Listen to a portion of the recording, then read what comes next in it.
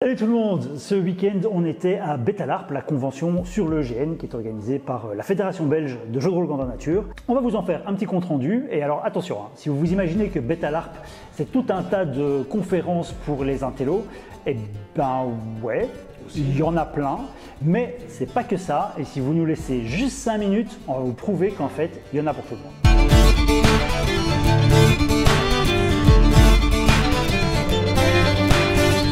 Alors on est ici à l'auberge de jeunesse de Charleroi en Belgique où se passe l'événement. On a logé sur place et mangé ici tout le week-end.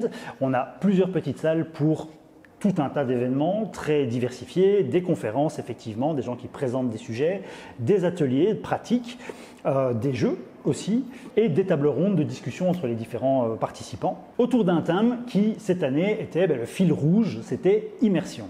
Alors un sujet très vaste qu'on a abordé dans Time Freeze Live, que vous pouvez revoir en rediff sur Twitch, si vous l'avez raté. On en parlait jeudi dernier. Le lien est dans la description. Et donc tout a commencé par un keynote, une petite conférence d'introduction sur ce thème-là, qui s'intitulait Immersion piège à con. Le conférencier ne souhaitait pas être filmé, mais il nous a parlé de ce grand concept qu'est l'immersion, d'une manière extrêmement intéressante, en tentant de définir le concept, de savoir ce qui en est, ce qui n'en est pas, quels sont les outils, quelles sont les différentes manières de faire l'immersion. On va reprendre une partie de ces travaux pour vous faire très bientôt une vidéo qui parle de ça. Et lui, alors tu n'as pas vu cette conférence-là, mais il l'abordait d'une manière très scientifique et en fait en faisant des mesures de l'immersion, en prenant des électroencéphalogrammes sur des gens qui jouent à des jeux, en faisant des questionnaires et des statistiques. Alors il y a aussi des tables rondes et ça, c'est toi qui as été… Ouais, alors en fait j'ai été dans une table ronde donc, qui s'appelle le handicap en GN. C'est une table ronde tout simplement parce que le conférencier, qui est une personne à mobilité réduite, ne voulait pas juste faire de l'ex-cathédra. Ce type de table ronde, on peut commencer à voir différents sujets, différents thèmes qui arrivent auxquels on n'a juste absolument jamais pensé. Par exemple, moi effectivement, le handicap en GN, j'y avais jamais pensé. Et parfois, c'est beaucoup plus simple qu'il n'y paraît, mais le maître mot, c'est écouter les personnes qui sont concernées. En ce qui me concerne, ça a été une réalisation parce que je n'y avais jamais pensé. Et c'est extrêmement intéressant et pas vraiment compliqué. En fait. Tu cherches les toilettes ? Une autre intervention super intéressante qui a eu lieu aujourd'hui, c'était une conférence sur la détresse émotionnelle et comment aider les victimes.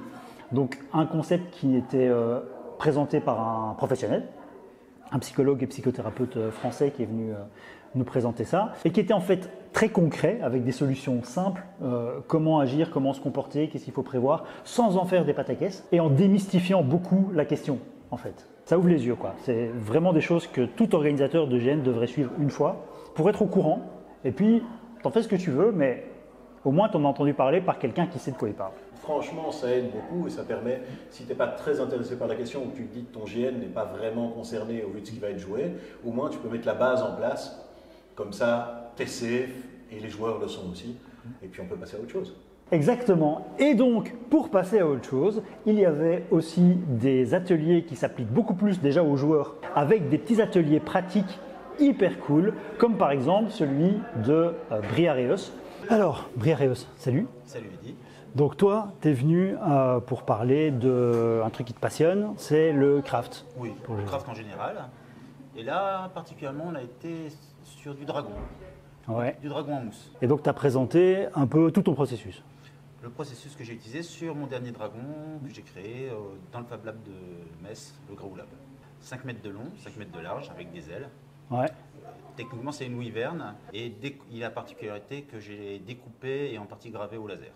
Le but, c'est que d'autres personnes puissent le reproduire, et pas forcément le même, mais reproduire le processus pour faire des grosses bestioles en GN. Parce que c'est toujours agréable de voir, en tant que joueur, de voir arriver une grosse bestiole qui sort d'une grotte. Et donc tu as aussi présenté un deuxième sujet, qui était le vacuum forming. Le vacuum forming, ouais. Alors ça, c'était pour présenter une technique de moulage, de fabrication de pièces d'armure notamment. Et c'est un dispositif que tu as créé toi-même. J'ai fait un prototype qu'on est en train d'améliorer toujours dans le Fab Lab. Et si j'ai bien compris, tu as l'intention de laisser les plans en open source. En open source, oui, disponible pour ceux qui veulent s'y mettre. C'est pas une machine compliquée, c'est juste trouver un moyen de la faire avec des matériaux qu'on trouve partout et pour pas trop cher. Il y a beaucoup de récup dedans. Et donc les Fab Labs, c'est un truc que tout le monde ne connaît pas forcément, mais c'est un super concept. Alors, le Fab Lab, c'est quelque chose d'assez large parce qu'il y a plein de sortes de Fab Labs. Grosso modo, c'est Un atelier collaboratif où on met en accès à un grand nombre de personnes des machines qui d'habitude sont plutôt dans l'industrie.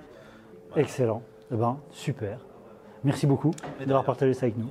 En plus de ça, on a eu les ateliers Technolarp, un projet qui est soutenu par Bilarp de conception électronique. Marcelin et Romain nous ont présenté un petit kit électronique qu'ils ont conçu et qu'ils veulent bientôt mettre à disposition, aussi en open source avec tous les plans. Cette petite carte électronique associée à des différents périphériques et un logiciel, donc ils ont créé une plateforme qui permet de contrôler à distance tous ces objets pour créer des objets de jeu interactifs absolument géniaux. Ça va de la serrure à code à la bombe à désamorcer, en passant par des objets aussi pour le médiéval, avec des cadrans à combinaison magique, des serrures ensorcelées, des choses comme ça, qui vont bientôt être partagées plus largement par Bilarp et être proposées aux associations pour que chacun puisse les utiliser pour créer des décors et des effets de jeu. Alors Betalarp, c'est aussi un espace de jeu. Il y a des petits jeux format court qui sont présentés ici.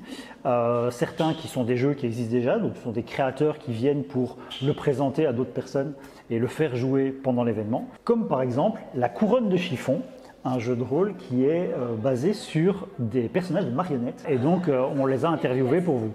Le jeu, c'est des marionnettes. Nous sommes tous des marionnettes dans un monde de marionnettes. Tout n'existe que dans notre théâtre. Rien n'existe au-delà.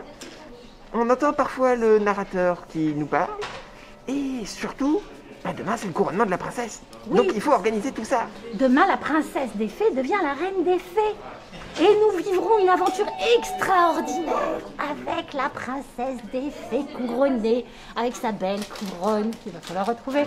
Bref, on a plein de choses à faire pour le couronnement. On est très occupés, très occupés. Et du coup, c'est également une super occasion pour des créateurs de GN de venir proposer des choses complètement expérimentales qu'ils n'ont même jamais testées, où ici, ils peuvent avoir un retour immédiat par des gens qui sont des passionnés et qui vont pouvoir qui sont prêts à tester, qui viennent d'horizons différents aussi. Donc ça, c'est pas mal.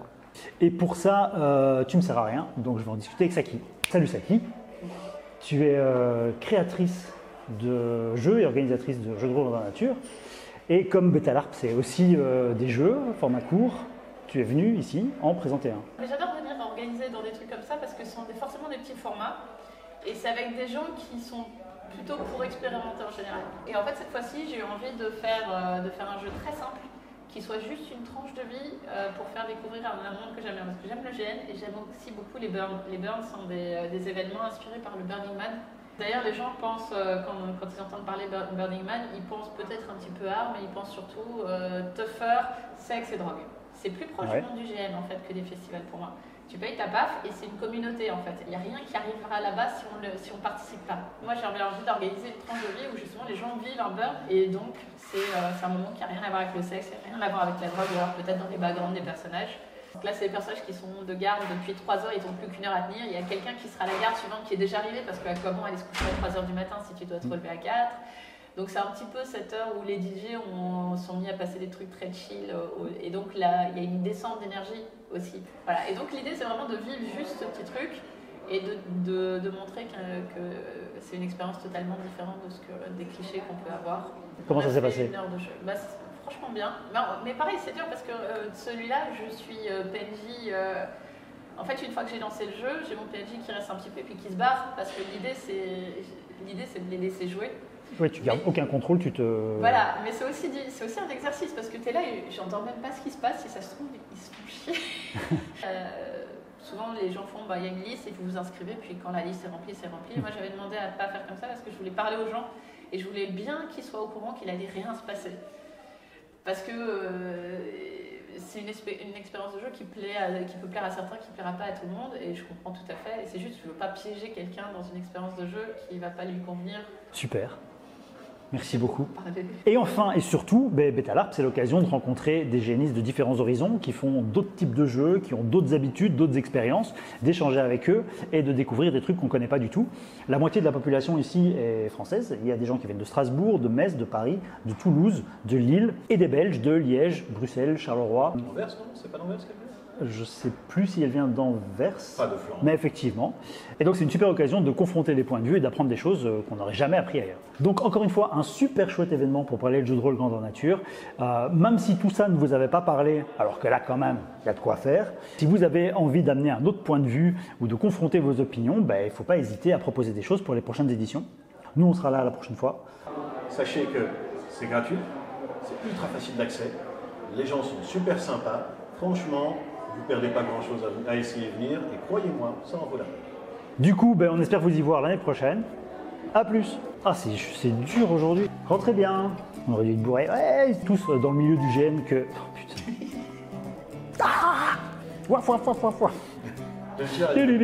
Ding dong. Hello. Je sais pas ce que je vais arriver à faire cette vidéo. Salut. Nous sommes On a un visiteur. avec les petits chiens mignons.